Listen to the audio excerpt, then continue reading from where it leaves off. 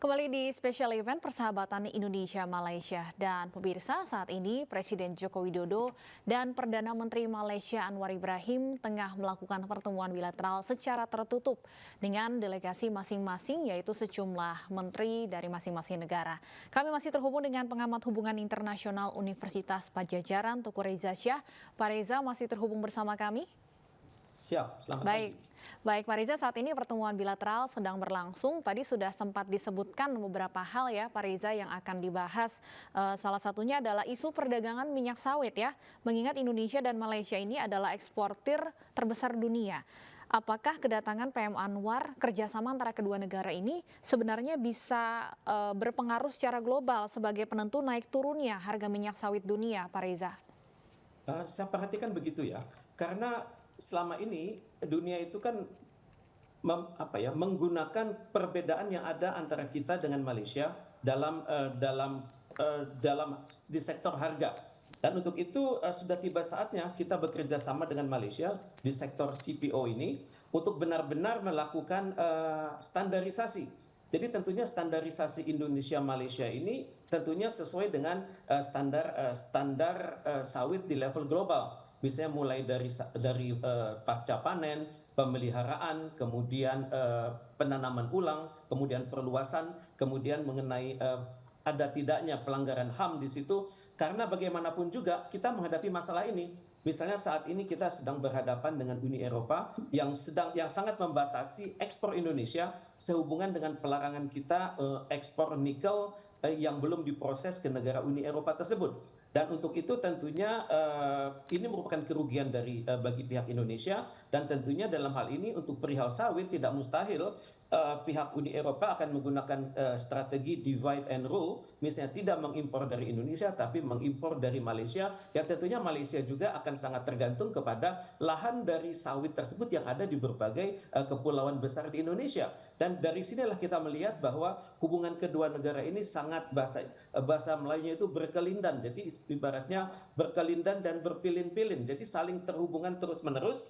Jadi tentunya saya pikir akan ada keputusan bersama di sektor sawit tersebut. Tapi bagaimanapun juga tentunya kita juga akan ada aspek-aspek sawit daripada hubungan bilateral tersebut ya. Misalnya bagaimana proses pembukaan ladang sawit tersebut, kemudian bagaimana dengan hutan tropis yang sudah ada sebelumnya, kemudian juga bagaimana processingnya, apakah di Indonesia ataukah di Malaysia, dan bagaimana tentunya hal-hal yang sangat teknis ini sudah dibahas di level kementerian kedua negara, dan tentunya akan ada opsi-opsi tertentu yang hanya bisa dibuat oleh kepala negara dari kedua negara tersebut.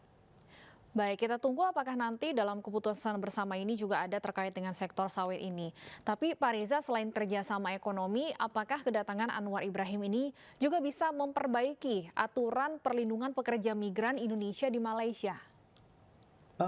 Saya pikir ini adalah salah satu focal point daripada kunjungan awal Anwar Ibrahim dan juga kunjungan siapapun pemimpin Indonesia kalau berada di Malaysia. Karena masalah tenaga migran ini adalah sangat strategis bagi kedua negara.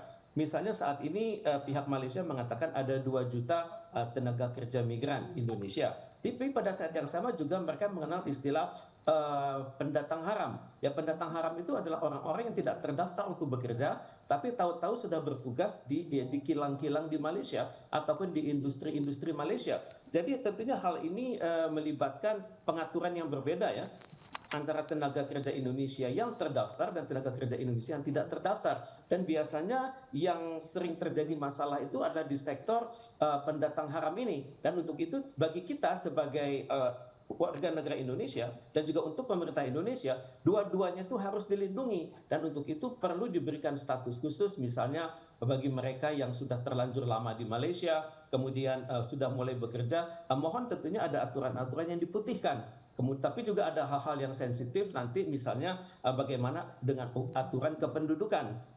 Misalnya di Malaysia ada aturan namanya Kad Malaysia, jadi artinya untuk orang-orang permanent resident yang kelak kemudian hari akan menjadi warga negara Malaysia, itu akan diberikan kad Malaysia. Jadi apakah nanti orang-orang kita yang sudah bertahun-tahun ada di Malaysia, kemudian berkontribusi terhadap pembangunan Malaysia, tapi mereka tidak terdaftar sebagai pekerja migran yang resmi, itu akan bagaimana status hukumnya? Ya tentunya ini harus disampaikan secara sangat hati-hati, karena bagaimanapun Malaysia adalah masyarakat yang multirasial, yang 60% penduduknya, 61% penduduknya itu adalah ras Melayu, kemudian 21% adalah ras China, kemudian sekitar 9% ras India, kemudian ada penduduk asli sekitar 4-5%, dan juga yang 5% ini adalah kebanyakan penduduk kita yang berdomisili di Malaysia. Apakah mereka datang dengan surat ataupun datang tanpa surat, tahu-tahu sudah ada di sana. Dan tentunya ini akan menjadi perhatian kedua negara. Jadi jangan sampai penduduk Indonesia yang ada di Malaysia itu menimbulkan masalah di kelak kemudian hari. Dan kalaupun mereka mendapat masalah, ya tentunya akan ada arrangement ataupun aturan-aturan yang memudahkan, di mana dapat diselesaikan secara hukum dengan saling menghormati prinsip-prinsip atau azas-azas kedaulatan negara dan juga territorial integrity dari Malaysia tersebut. Baik, sejumlah isu lain juga akan dibahas dalam pertemuan bilateral ini. Pak Reza, kita tahan dulu sebentar. Pemirsa, kami akan kembali usai jeda berikut, tetaplah bersama kami.